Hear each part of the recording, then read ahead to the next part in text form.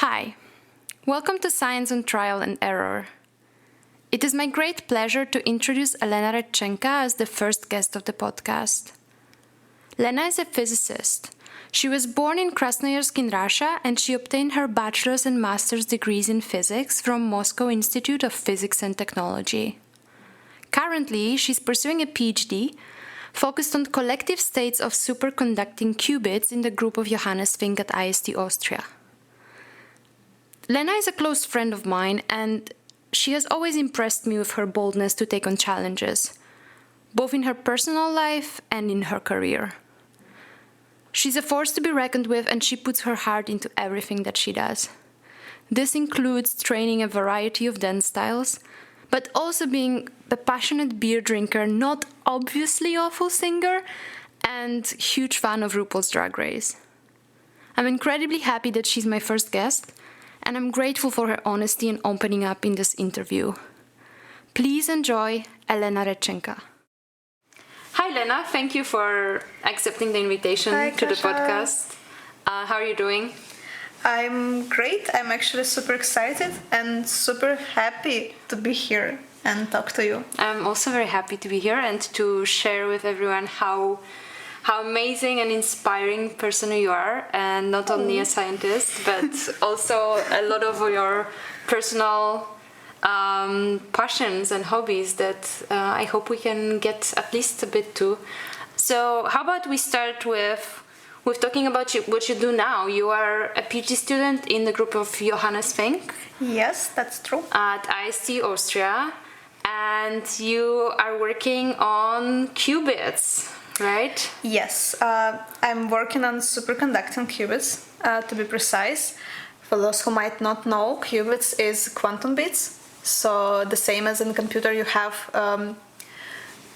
bits which can take 0 and 1. Qubits is just a quantum version of bits, so they might be kind of 0 and 1 simultaneously, as people like to say, but I actually like to imagine qubit as just an arrow pointing from the center of the sphere to the surface of the sphere, and this north and south pole are actually representing 0 and 1, and then qubit is just this arrow, it can target in any direction, so it can be any superposition of 0 and 1. Also, any two-level system spin, normal spin, if you take only 2 levels of the atom, it all can be the qubit.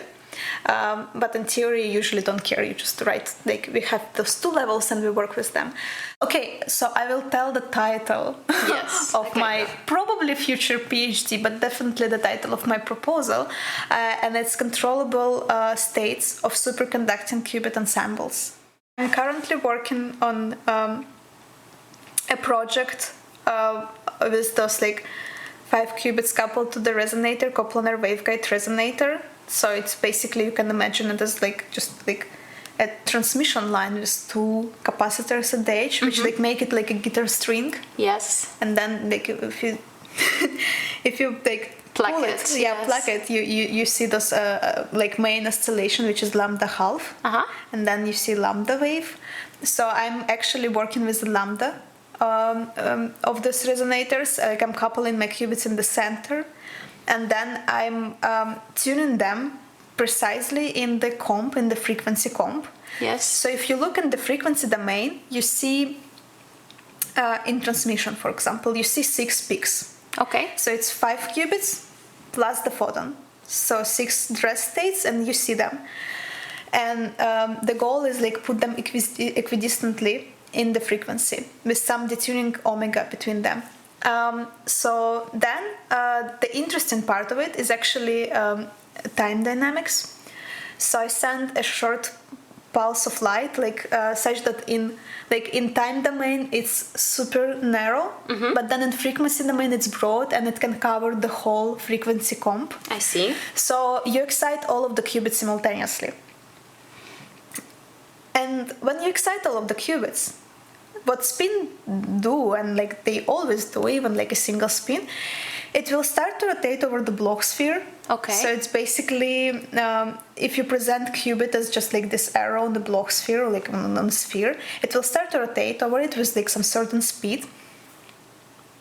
And since the qubits are at a bit different frequencies, they start to rotate but with different speeds. Okay. So like all 5 of them are rotating, and then from time to time, they're constructively rephase, and you see a bit of photon coming out. Yes. But all other time they're destructive, like the phasic is destructive, so you see nothing. So you basically got like those pulses coming out from time to time, and the time is proportional to the tuning between qubits, which is like nice. With superconducting qubits, you can control frequency in situ, so you can set kind of your quantum timer to any time you want. Like you get those pulses, and they're non-classical, they're nicely periodical. So you can you store the light. You have this like classic to quantum light mapping. Yes. And with like super precise and certain time. Yeah. So this is what I'm really trying to do. This, I guess, because of the scale of this whole process, which is just minuscule, and I mean, it may sound naive, but how difficult it is actually to fine-tune it in a way to see it, and also how difficult is it to have reproducible samples? Gosh, that's difficult. That's really difficult. And so just for the listeners, like, how big of a scale are we talking here? Okay, a short intro to superconducting qubits. Superconducting qubits, basically, like I'm working with transmons. It consists of big shunt capacitor and nonlinear inductance, which is Josephson junction. If you have 2 Josephson junctions in parallel, forming like the superconducting loop, it's called the squid. And by applying current to it, you induce magnetic flux inside the loop, and you can change the frequency of the qubit. Okay. So what I'm doing, I have 5 currents which control in 5 qubits. But why I'm saying that it's 5 by 5 matrix, because when you apply current to one qubit, there will be some crosstalk, and it will affect the frequency of all other qubits. So you have those parameters and you have to find them. It's like one thing, and then you have to control it. But theoretically, it doesn't seem so difficult. But there is always like a thing. If your flux quant, like if you need to apply too much current to tune it to the frequency you want, you just can't do it. Like you start heating up the system. Superconducting qubits working at like around 30 millikelvins or even below. And if you heat them up, then there is like a temperature effect kicks in, and you're not controlling the frequency as you would control it at low temperatures. Then if the crosstalk is too big between the qubits, you most likely will need to apply a lot of current, because just you have to compensate for all other current sources. Then you have 5 qubits, and they are like relatively close to each other because they have to couple similarly to the resonator. So you also might have a direct interaction between qubits, not through the resonator, but just like direct, the qubit talking to the qubit. And I had this problem. I had inductive coupling between qubits, which basically was the problem. Like I of course I had like a lot of iterations of those samples, but for one of them it's just it was the killing factor, like just direct interaction, because then you can't tune qubit in the same frequency point, or even too close to each other, they will just repel. Yes. So let me go a bit off topic, but this is something that I find very interesting. And I mean, we need a way to focus when we do our experiments, and also when we work on the computer. And a lot of us use headphones and we are listening to music, or some people are listening to podcasts. But I actually didn't realize how different things people can listen to. So I was wondering whether you have any specific kind of music that puts you in a mood to work, and maybe helps you focus on, maybe keeps you in like good spirits when you do your experiments. So it really depends on part of the work. Like whatever when the work is kind of connected with like I need to really focus, but it's like a brain activity, like data analysis or doing some theory, or just even when I'm doing measurements, because this is I also have to stay focused to not just kill something in the fridge. I really prefer silence, but when I do whatever activity with hands I'm doing, like soldering or bonding my samples or whatever, like sometimes in the clean room I also like, you can't listen to music in the clean room, by the way. Yeah. But I sing if no one in the room. And I like, sometimes I'm really like, it's like I caught in the middle of something criminal, because I was like singing, developing the sample, and then someone enters and I'm like, Suddenly quiet. I'm like, yeah, nothing happened. Like, yeah, I was just like casually standing, developing my samples. Yeah, you probably heard some sounds from outside, but that was not me. It's just like singing in a phone shower. Ringing. Yeah, kind of similar. Yes. So for this, like, how to say, like a manual part of the work, so there are two types. I either like something like really energetic, because this work sometimes is boring and I just need like energy boost. You need to pump yourself. Yes, yeah. So I really like 2000s hits, whatever, like Britney and stuff. Really pumps me. I just need to be like, I still have this energy to just repeatedly doing the same thing. But also for my samples, since I'm calling them as like pop bands, and every qubit is a member of the pop band and so on, I'm just often listening to the music from the pop band I'm currently making. Okay, so you said your setup has 5 qubits, so you're like looking for 5 members bands? Yeah, I ran out of them, so now I'm doing 7 qubits just to go to K-pop. So let's talk about your childhood. Can you actually tell when your passion for science started? Was there any moment in particular that, started your curiosity? Yes. Okay, my passion didn't start at this moment, but it's kind of descriptive of like the surrounding in which I was like growing up. You know, like when I was like at primary school, Charmed was on TV and it was like so popular. And all of us had like this TV show about the witches. Yes, and, like this witches TV show, and like all of us had like those books with spells. Yes. And my books was actually Encyclopedia of Spectroscopy. No. Yes. I mean, it's very close to actually magic, right? It was like dark brown, super beautiful. The quality of pages and beautiful spectroscopy. Like I love this. I loved this book. I was always playing with this.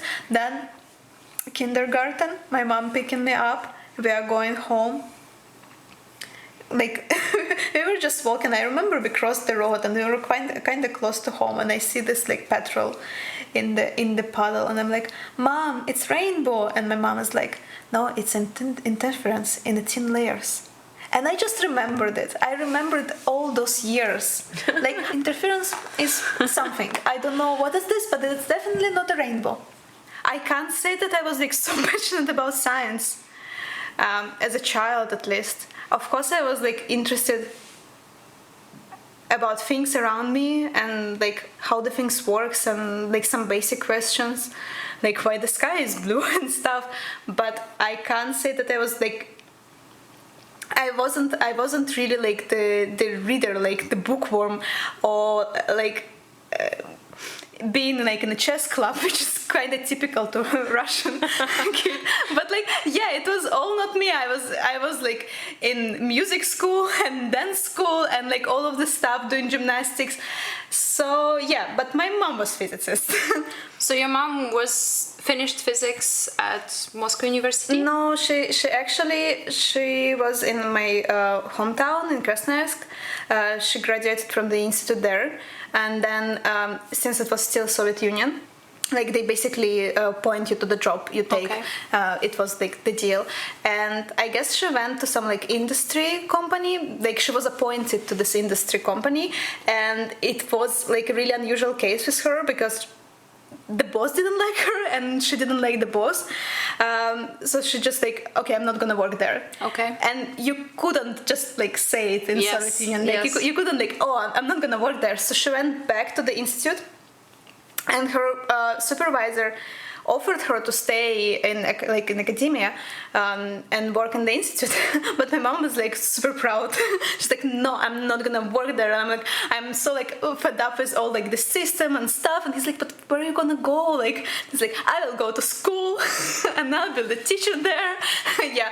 And at this time she was still not planning to actually become a teacher. Like she went to school, worked for some time, like basically the time that she had to work, and then she left. She was working in the like a TV production manufacturing in the chemistry department.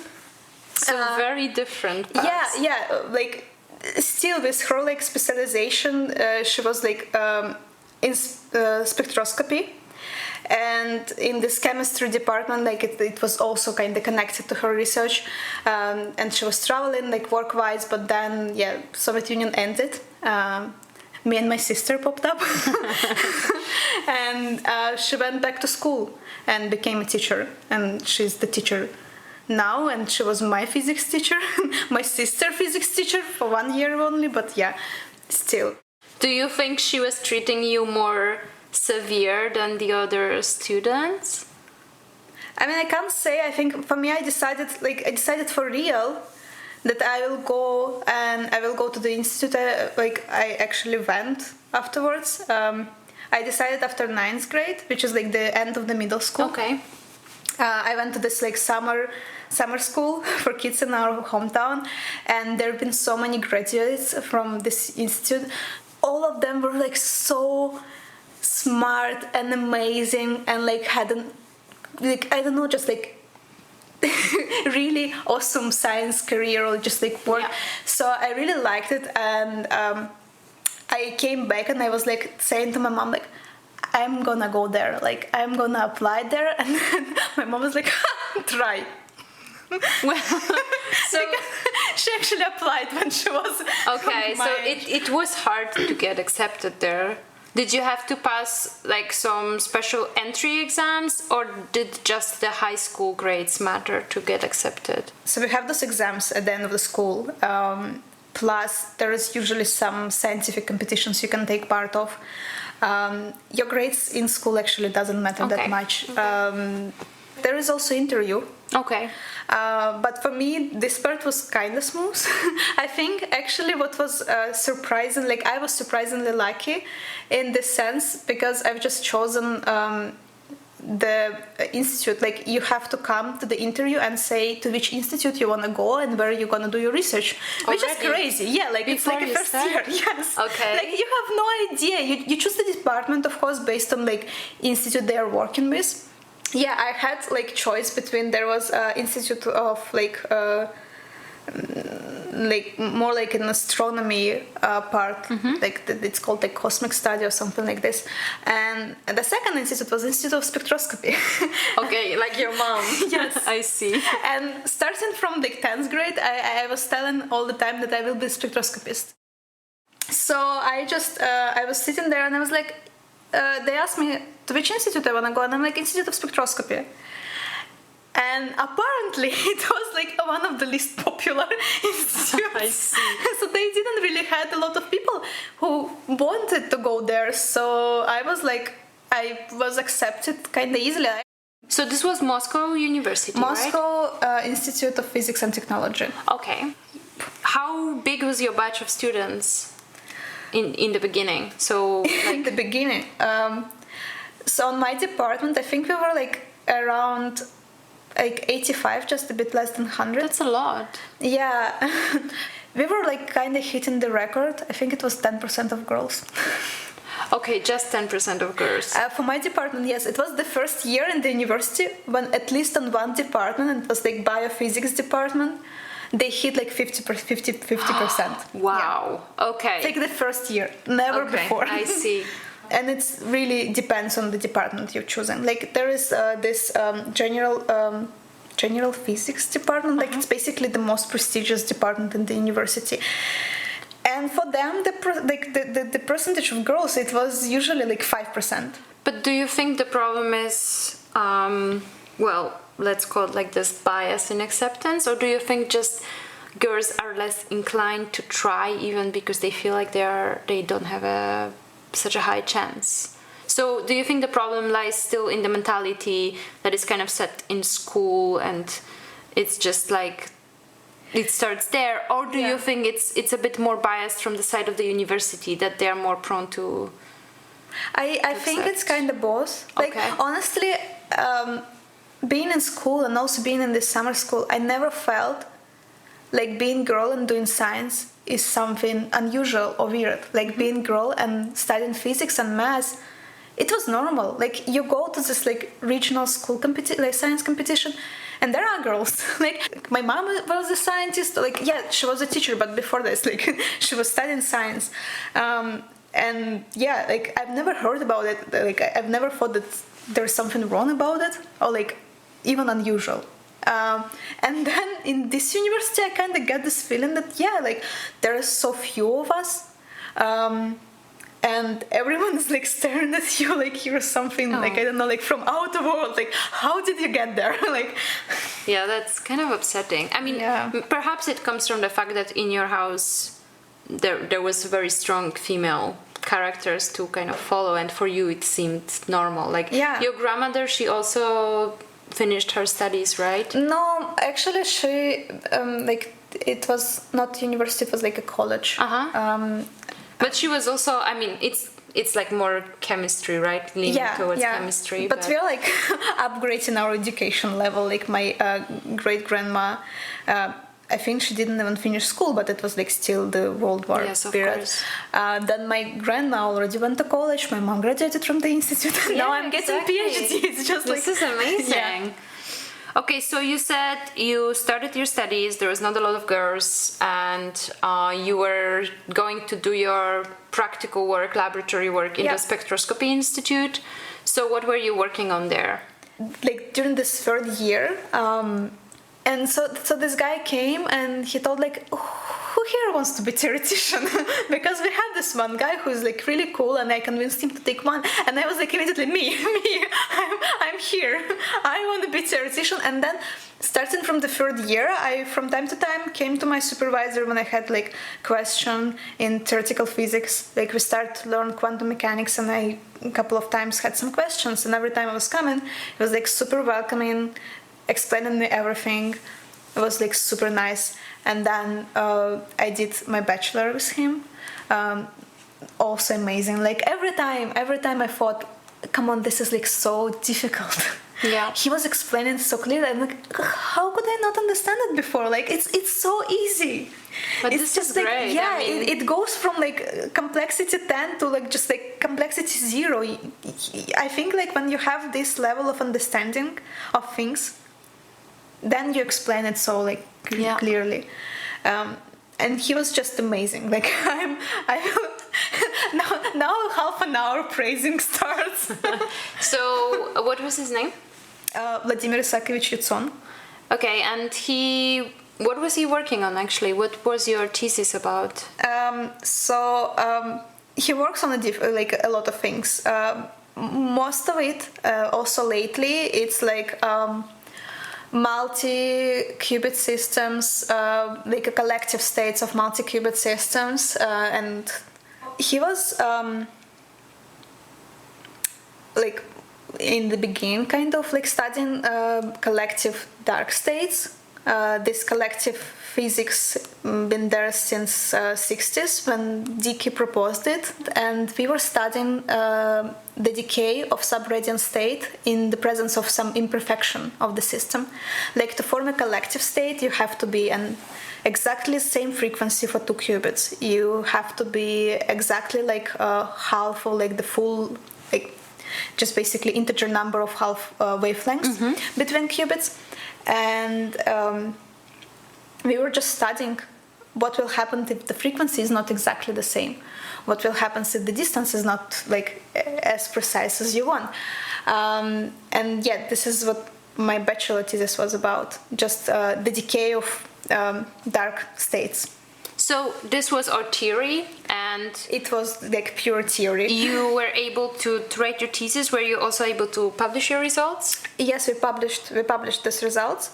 Were they actually verified in practice since then, or is it not yet possible to do this kind of experiments? I actually, when I just came like to IST, and I had an interview with Johannes. Johannes was like kind of interested in all of this, and we thought about like just realizing what I had and measuring it.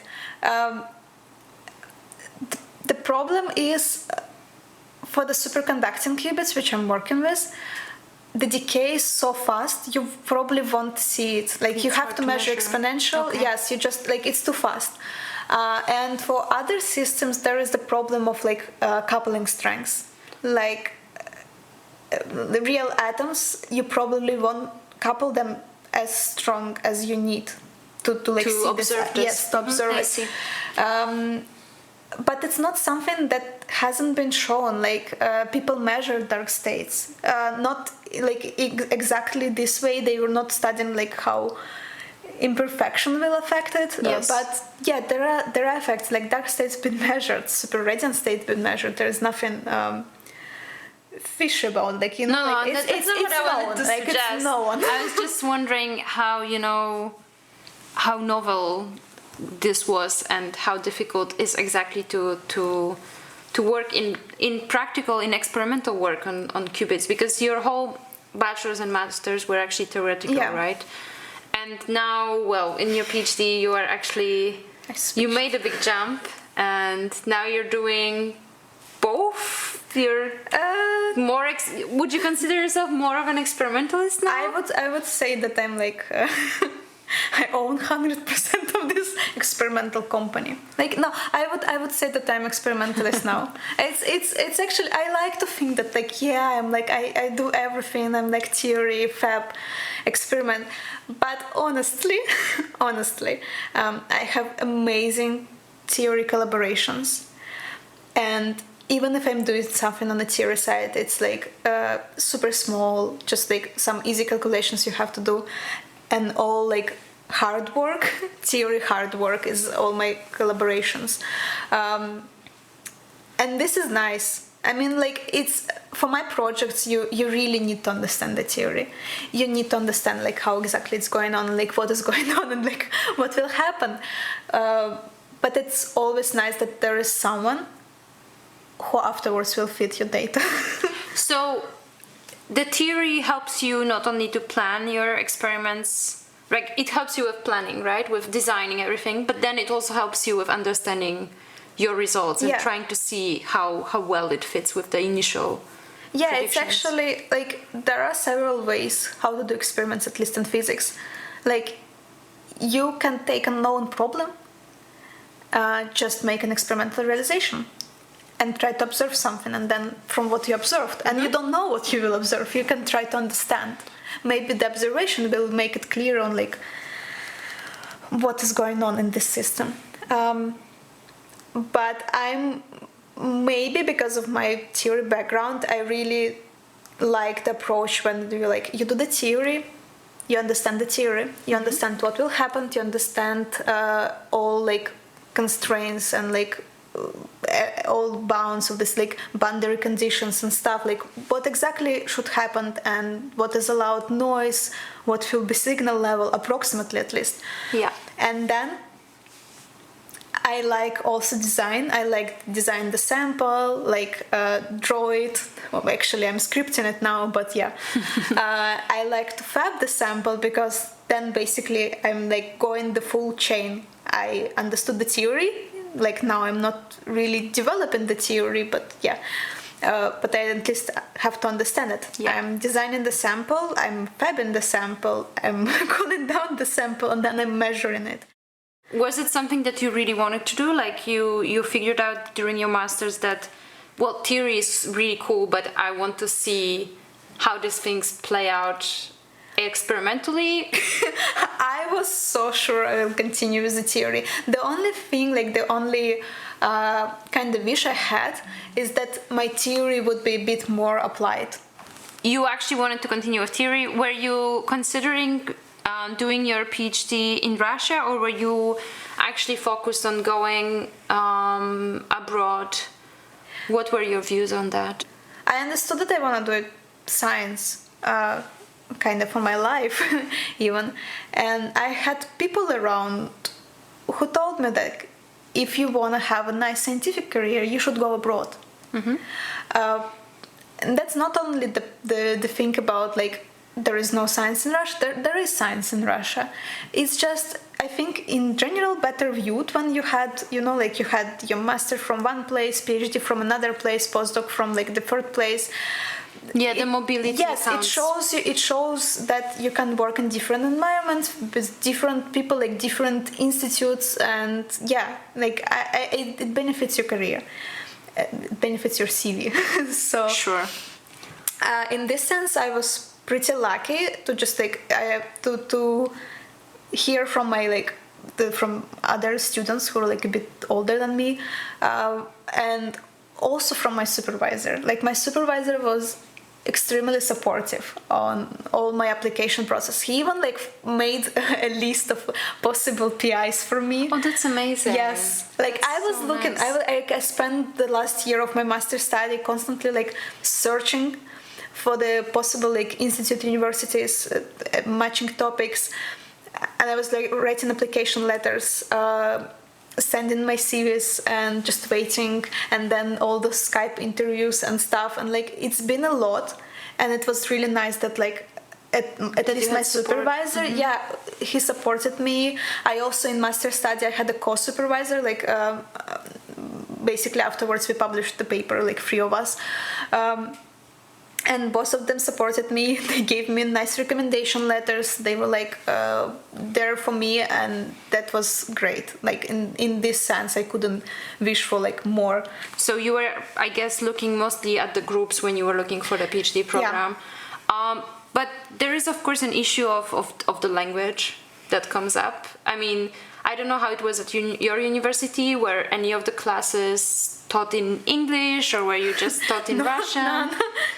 So how are you feeling about applying to go somewhere and most likely study in English, and how was it with the application process? Were you feeling in any way kind of uncertain of your skills, or was it all right?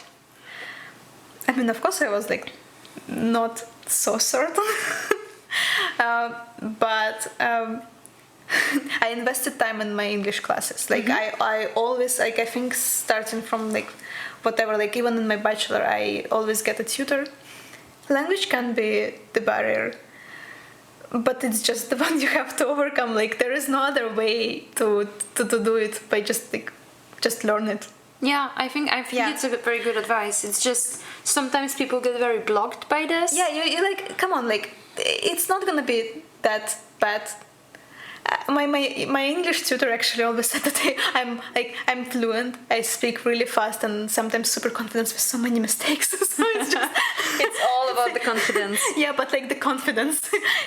I think it's an important advice, and I think it's also important to remember that most of our literature is anyway in English, so yeah. You have this knowledge. It's just a matter of pushing yourself maybe a bit to feel better and more comfortable about your speech, and just being a bit more another piece of advice. Yes, like literature, science papers, of course, all of them were in English. When I was writing my bachelor and master, like I was reading these English papers, but since I was a theoretician, I was mostly focused on equations, so the language wasn't playing that huge role for me. But the difference between like Russian and Russian education and the education abroad, that in Russia I don't think that we use names so often. Like now I'm like I can ask you like, please write me down, I don't know, Jane's coming Hamiltonian, and honestly I would know how to write the Hamiltonian for the system. I wouldn't know that it actually called Jane's coming. And this is was a huge problem for me, at least on one interview. I was asked about some models and just to write it down. And I couldn't. It's not I couldn't write down those Hamiltonians. If they would tell me, write the Hamiltonian of the cavity and the atom, I would write this Hamiltonian. Yeah. I just didn't know that it called like this. So your textbooks are a bit different when it comes to the names. They just don't use them. It's interesting. It's really different. They either use if there is a Soviet Union scientist and the scientist from abroad, you will always know the last name of the Soviet Union one, or they don't use names at all. It's really specific, and I'm not saying that you must, but it's just useful if you know who actually did the experiment, who showed it. And then, it's just might be better for your future applications and for your future interviews. No, this is important to know, and I think it's also important to consider when interviewing someone that comes from another country that they may not have learned it in the same way. Yeah. I think this is something that a lot of people are kind of missing, this information, and I think it's important to have it out there.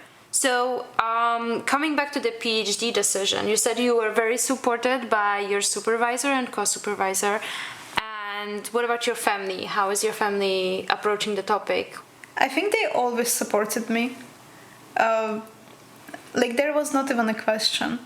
They knew it so much in advance. But wait, you finished your high school in Krasnoyarsk? Yes. And then you had to move to Moscow for your studies. So you had already a very big move for your education. It actually was further than from Moscow to Austria. Vienna, right? Yeah, was it a big shock to move suddenly to a completely different part of Russia and to a super huge city? I mean, Moscow is gigantic. I just came to Moscow and it was so huge and so stressful. And I called my mom and I was like, if I'm not accepted in this institute, I'm going home. I'm not staying at this place. Yeah, exactly. I don't like it. It's huge. It's stressful. People are walking super fast. And then 6 years after, I was so used to Moscow and the speed. Yeah, the change of pace must have been the biggest difference, right? So when I came to IST and I actually was staying on campus in summer and there was no one, I was shocked. I was shocked more than when I went to Moscow and everything was fast. So because you went for an internship before you started your PhD. So you got accepted for the internship at IST in one of the groups, and you were working on theory at the beginning. So I was working in Misha's group, and he is working in theory, studying this angular quasi-particle. It's a rotating molecule in some fields. So I joined and I was working on this, and I was. I don't know, it was all fine.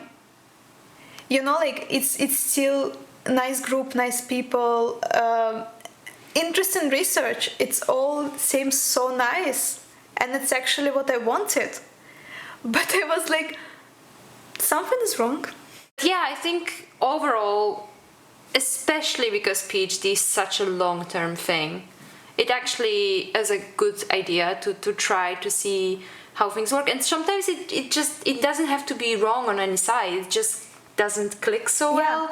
Or in your case, I guess you tried experimental work and it became exciting as well. And do you think this also played a role a bit, that you just wanted to try to go in this direction a bit?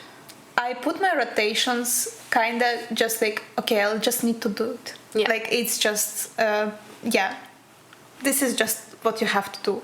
And I put rotation in Misha's lab first because I thought I will just put it the last one and smoothly continue with my PhD. And then I'm doing rotation in Georgos group, Georgos Katsaras. He's working with spin qubits. Yeah.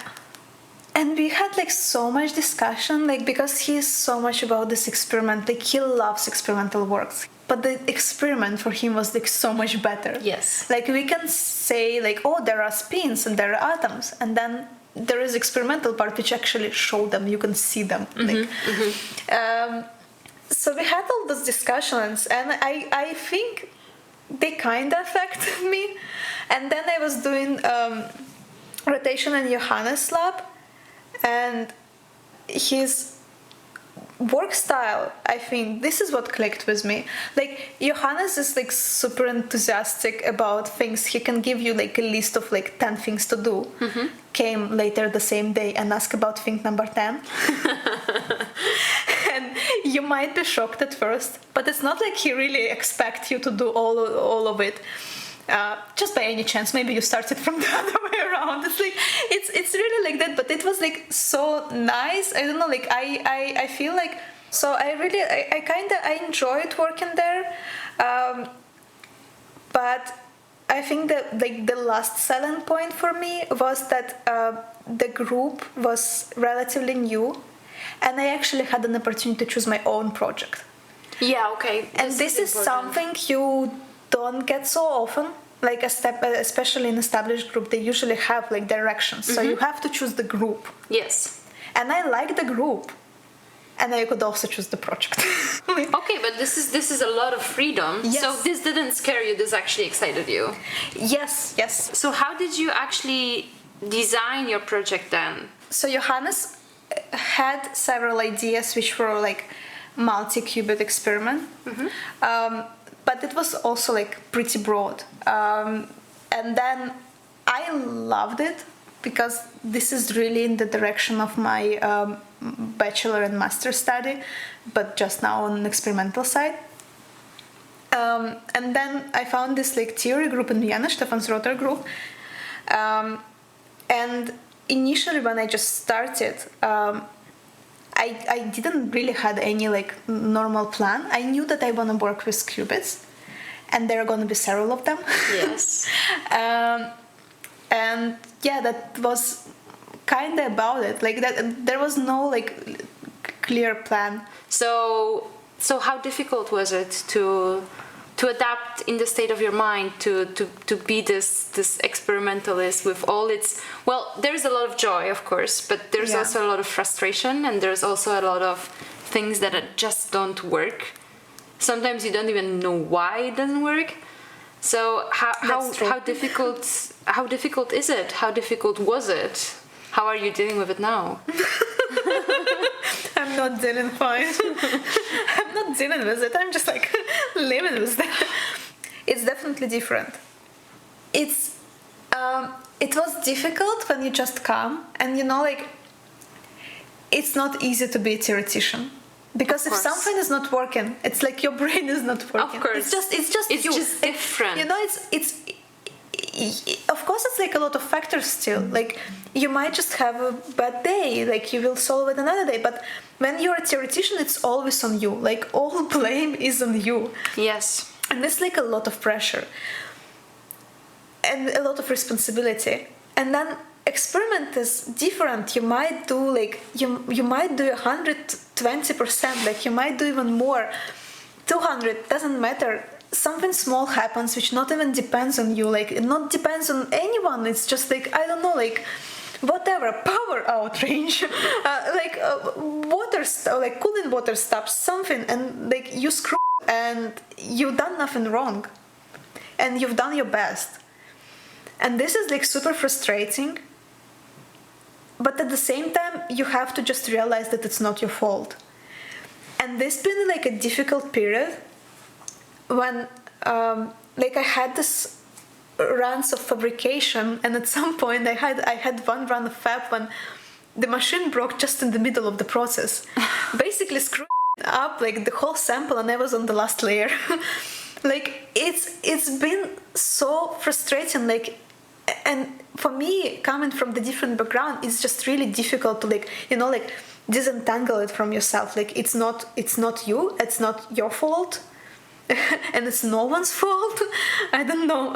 It just happens. It just happens, yeah. And you have to deal with it. Like just you will start over, and yeah, maybe next time it will work and nothing will happen. What helps you deal outside of work? Do you have any ways of... Well, I mean, a lot of us are doing that. But do you have any ways, also other ways of kind of like physically getting rid of the stress? Do you? I'm really trying to learn it. I honestly, I'm not the best person in dealing with stress. I'm awful at it. I'm always stressed. I'm never letting go. Like, I'm honestly, like, I'm like the last person to ask advice from how to deal with stress. Yeah. No, but you're trying, right? I'm just trying my best. Struggling with it. So what I'm trying to do is just notice on like earlier stages that something is wrong. Because I can notice that something is wrong when I start having a terrible stomachache and I forgetting about stuff. I'm like crossing the roads on a red light and just like not noticing even that I'm doing it. And this is like when the stress level is already so high. So I'm trying to notice like the signals from my body that, you know, like I'm under some stress and some pressure, and I should let go some of the stuff, like at least part of it. But it's really difficult. It's like so difficult, and like, I mean, you're definitely very passionate about your work, because otherwise you wouldn't commit to doing PhD, which is always a struggle. And you always and you're also very ambitious, right? You want to do good, and you put a lot of pressure on yourself just because of the way you are. But I think, I mean, over the course of the PhD, there are the ups and downs. You had your... I've been like just on a slope down. So there is the end of this road that is not too bad, right? I mean, we just need to always keep in mind that we have to push through it, or we have to take a break as well. It's nothing bad to take a break during the PhD. So let's do two funny questions that I like to ask. Okay. So one of them is, if you could do any experiment in the world, like something that you read about, something that you thought about, but it's not ever been done, something that is super expensive or super difficult to do, what would you like to do? I actually proposed it in my PhD. So to your supervisor? No, it's in my official in your proposal. Yeah, this is the thing that you really want to do. I really want to do. It's like it's so cool. So there is one effect which called decay phase transition. Yes. What does it mean? Yeah, it also in this like area of collective states. So basically, when you have a qubit coupled to the resonator, and the qubit is in resonance with resonator, energy level splits. So you have like those two dress states. Mm-hmm. One when the qubit is excited and the resonator is like not excited, and the second when the resonator is it has a photon and the qubit is in the ground state. Yeah. Then this splitting between those two energy states increasing as you increase in the number of qubits, and it's like increasing the square root of n, at least up to some extent. Okay. So you either have a collective state with one excitation and no photon, or photon and all qubits in the ground. And these collective systems, based on the strengths of the coupling, they describe differently. So the formalism like getting more and more complicated. The theory is like super complicated, and it's been a question for a long time if it's like true or not. But basically the idea is like those two energy states, like there is some energy, you know, like both of them it's at some energy level. Yeah, they just split around some like resonator energy. So you can increase splitting so strongly that basically one of the dress states will be lower than the vacuum state. Like your lowest energy state will be not a vacuum state, like a normal lowest energy state is just a vacuum, like there is nothing, there is no excitation, like energy of the state with excitation in it will be lower than the energy of nothing. So this is just theory for no one has shown this ever. No one has shown it ever. The theory is super confusing. I think there is a way, and I really wanted to do it during my PhD, but PhD is limited. Of course. And it's like so challenging. You need to reach like this ultra strong coupling for every single qubit, and then scale up the number of qubits, and then somehow also measure this phase transition. Yeah, this for me seems the most tricky, but this may be naive. How to actually measure this in a way to show it. But so you have to use ancillary qubit, which will basically be like a detector to your qubit to read system. out for this. Yes. That's actually super cool. And it's kind of cool that you think of something so close to what you're doing, that for you the coolest science is actually the science that you are doing. I really like, I from time to time think how random was all of the choices I've made, but at the same time, like everything was so right. Like I went to the spectroscopy institute partially like because my mom was doing spectroscopy. I said that I want to do theory. I don't know why. Like I honestly don't know why.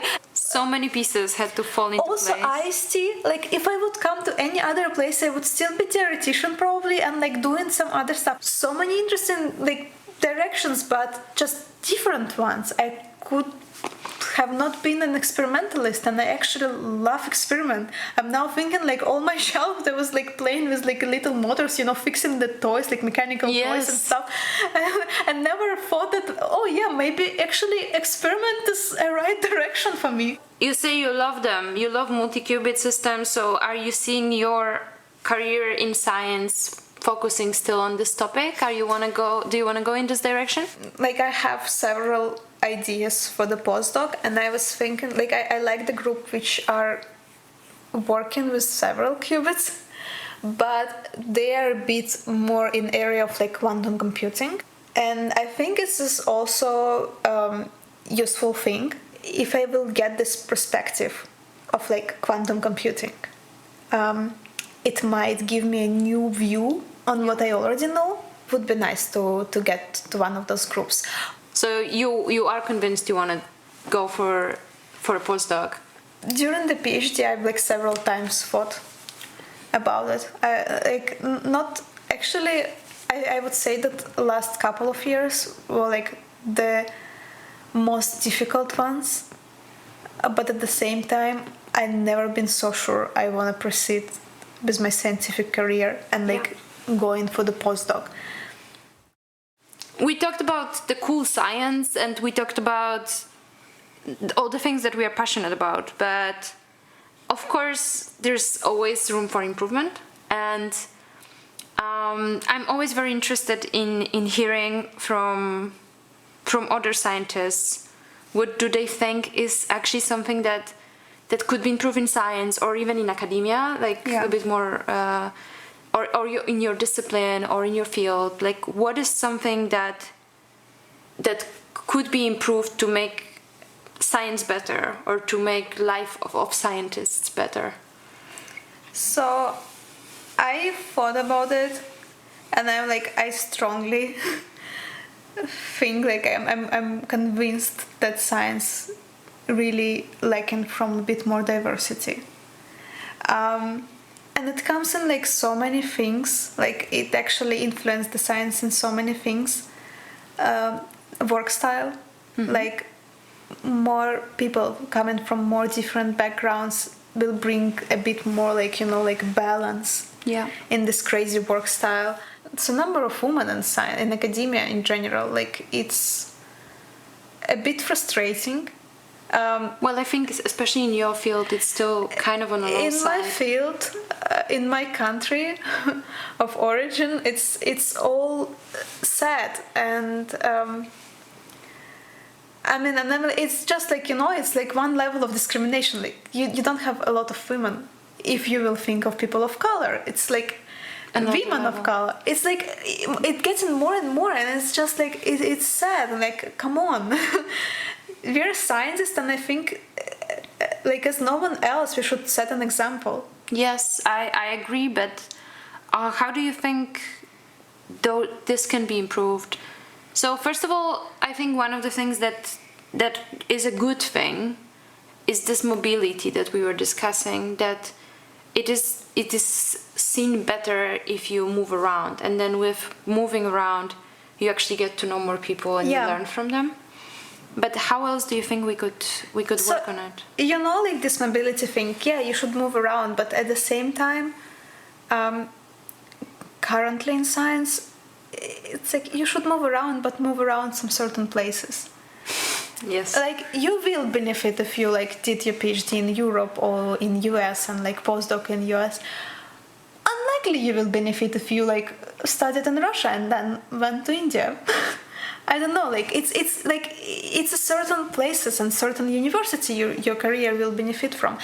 I for a long time thought that like quotes for like a female scientist in the technical fields, like, you know, like these things now, like if you have two completely same grant applicants, like two groups applying for the grant and they're the same level, the group which get the grant is the one in which there are more female researchers. And I thought, this is awful, like we are researchers, we are scientists, come on, I want to be considered as just like a researcher, not as a female researcher. So I was like always against it, but now I'm thinking like, honestly, why not? Like, for such a long time we couldn't get a normal education, and we were like the whole system was biased against us. And you know, like I was studying in the 21st century, and I was listening to so many sexist comments about like how I shouldn't do science, how I should be like, you know, currently instead of like doing this physics course I should be in the kitchen, or like looking for the husband, or like how I should dress and then I will pass the exam and all this stuff. And I'm shocked, because come on, like, and this is 21st century. It's not like I'm like a female pioneer just starting or like showing something. No, it should be normal by that time. So put the quotes.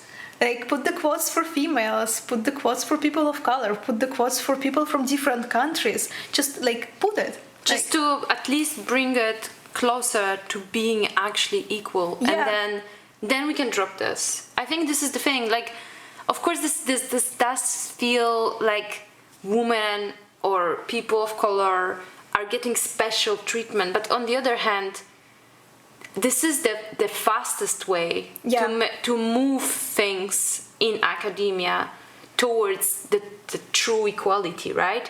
I mean, otherwise things would change probably, but very, very slowly. And this way, we can do a bit more active support of this, and maybe bring it closer to being equal. And then, as I said, I mean, I do see the point of course wanting to be judged just on your merit, you know, like, and let's be honest that, I mean, in biology, I think the number of female scientists is much higher than in physics. But not for us. There's still so many female scientists that, even though they finish their PhD, they don't pursue postdoc, or after the postdoc, they don't pursue further career. And of course, there's many reasons. Also, I've heard this. It was a piece of lecture from one economist. He's Russian, Sergei Guriev. He's in France, and he was telling that if he has two CVs, like same, you know, like approximately same background, same people, and this is like a male and female, he will take female, because to get exactly same level, she had to push further. She had to put much more efforts. It's just, it takes more. So like people complains about all those quotes and stuff, but they don't understand that those people have to put more efforts.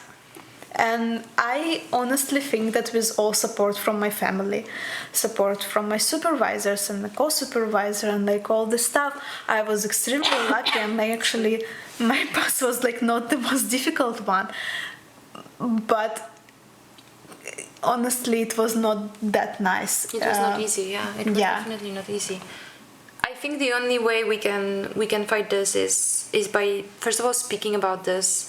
And there's now a lot of initiatives also at IST. There's the one about at least making people aware of the gender bias. Yeah. There's so much like unconscious gender bias that still functions inside of us. There's still so many things that are just kind of encoded in us to kind of connotate certain things to female and to male.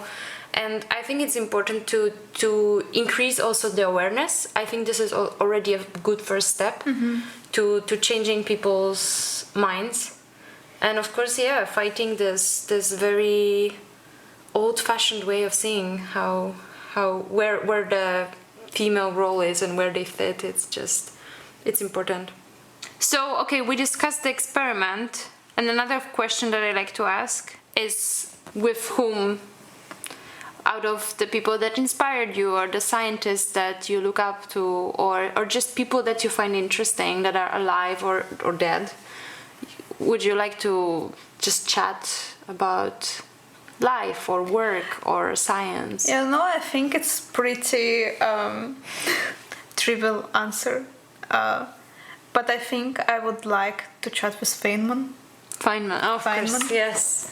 I love that he was, beside being like purely genius, of course, and like amazing scientist, everything like great about his mind and stuff, he was also like so well-rounded, like, trying art, languages, music, and this is so cool. Yes, I really loved that about him. He also tried biology, He just went for an internship to a biology lab, and he learned the drums being in Brazil. Yes, it's just I just love like this first of all sense of humor.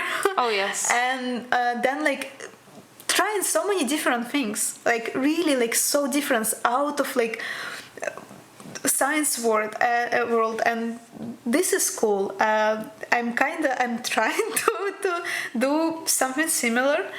Maybe it's just a common thing. I honestly, almost all of the people in science I met, we just love studying. Are you learning the new language, dancing? I know, new music instrument. Doesn't matter. It's just like always brings a lot of joy. Yes, I think you cannot really do science for that long. Yeah. If you don't have this thrill of learning somewhere inside you. So what have you been learning outside of the science? So lockdown brought me back to my music path, kinda. I haven't played any like music instrument in a while, and then I had this ukulele. But only during this lockdown I finally learned how to play ukulele. And it was like lots of fun, learning new songs. And then I always loved dancing. So you were in a cheerleading group, or you were cheerleader? You were doing what, aerobics? You said, or dancing? Oh yeah. Aerobics? Okay. So when I was in university, I was in university step aerobics team, and even been in this Moscow student competitions and just in Russian competitions in step aerobics. Maybe not so successful, but in the university where the amount of girls is like 10%, so yeah, give us some credit. But I've also been in cheerleading team of my department. So here in Austria, were you able to come back to your dancing? I tried some new ones. Like Austria surprised me. I thought, like in any capital, you will find a nice dance school or whatever. Just in general, in Austria, everything closes super early. So usually, like the last class is around 5, maybe 6. And with our working schedule, it's like impossible. It's difficult. And the only classes which are like available at later times, it's either like, you know, like some like Latin dance, like salsa and stuff, or another option, pole dance. Lada from Georgia's group, so she was going for the pole dance, and I always wanted to try it, but I just it's just one thing, like you're wondering about it, but you just never do it. And here I really wanted something like a physical, but like in a dance direction a bit. So I just went there and I really liked it. It's something like you have to be strong. You also like, you know, like you look so graceful and like, you know, like flexible and nice. It has the gymnastic aspects to it, definitely. Yes, but like it's still like you still can dance. Yes. And I feel like pole dancing is such a feminine thing. Like you have to be so strong. Mm-hmm. But at the same time, it's so beautiful. You're going into many different directions, and I think in the current living situation that we are in with the COVID pandemics and things are still not so back to normal, it's good to have that many things because, I mean, you recently were able to go home, but overall we cannot travel that much, and we are just suddenly so stuck in our four walls that it's good to have something that keeps your mind occupied. It's also nice to just sometimes talk to a scientist not about science, which is exactly why I also wanted to do this podcast. Like not only talk about your work, but also just about you, what makes you you, and I think this is cool to have this kind of conversations. So thank you for joining me. Thank you for being my first guest. Thank you. I was so honored. I just wanted to say science like is a big part of my life and your life, and probably for my life it's like one of the biggest. But that's not it. It's just not all of it. Yeah. I agree. Thanks, Lena. Thank you.